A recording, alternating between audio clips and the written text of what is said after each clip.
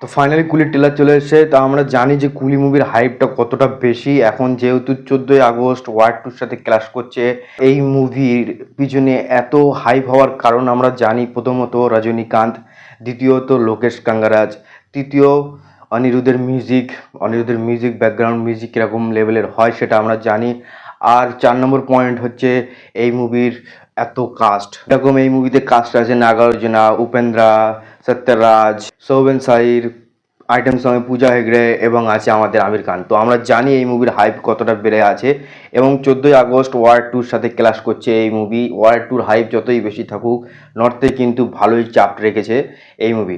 তবে হ্যাঁ, আমি বরাবরই এটা ভেবে পাই না এদের হিন্দিতে কি সমস্যা। দেখো, ট্রেলার আসে যখন তখন ফ্রি ছিলাম, কিন্তু হিন্দি ট্রেলার যখন আসে তখন আমি ফ্রি ছিলাম না, যার জন্য একটু দেরি হয়ে গেল।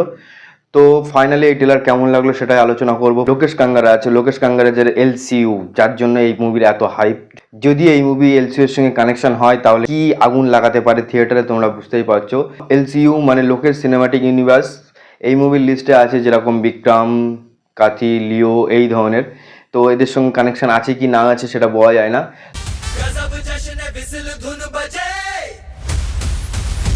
বিভৎস করেছে ট্রেলারটা, ঠিক আছে, কার কেমন লেগেছে জানি না, কিন্তু লোকেশ কাঙ্গারাজের সিনেমার যেটা মূল ইম্পর্টেন্ট পয়েন্ট, লোকেশ তার মুভির যে গল্প ট্রেলারে মাত্র 10% রিভিল করে, 90% কিন্তু থিয়েটারের জন্য ওয়েট করতে হয়, থিয়েটারে গিয়ে দেখার জন্য ওয়েট করতে হয়।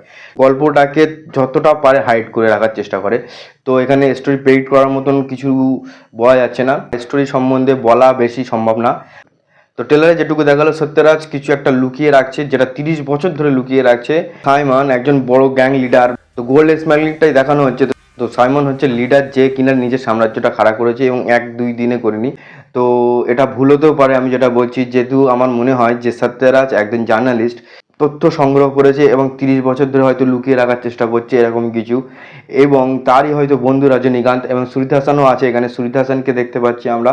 তো যত সময় সুরিতা হাসান মনে হয় সত্যরাজের মেয়ে, কারণ একটা সিনে আমরা দেখতেই পাচ্ছি যে তারা ফ্যামিলি একটা হাসি খুশির জীবন কাটাচ্ছে। এবার সত্যরাজ মারপিট করছে, অ্যাকশন করছে, তার সঙ্গে কোনো কিছু ঘটনা ঘটে যাওয়ার একটা ব্যাপার থাকে এবং কুলি রিটার্ন হয়ে আসে এবং কুলির একটা ব্যাক স্টোরি আছে, রজনীকান্তের একটা ব্যাক স্টোরি আছে। এটা যেটা আপাতত ট্রেলার দেখে পাওয়া যাচ্ছে, এইটুকুই কিন্তু গল্প।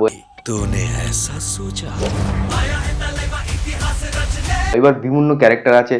এবার প্রত্যেকটা ক্যারেক্টার যেগুলো আছে, নাগার্জুনা, উপেন্দ্রা, আমির খান, এই ধরনের যতগুলো কাস্ট আছে তাদের প্রত্যেকের একটা করে ফ্যান বেজ আছে এবং প্রত্যেকের ফ্যান বেজকে ফলো করতে হচ্ছে।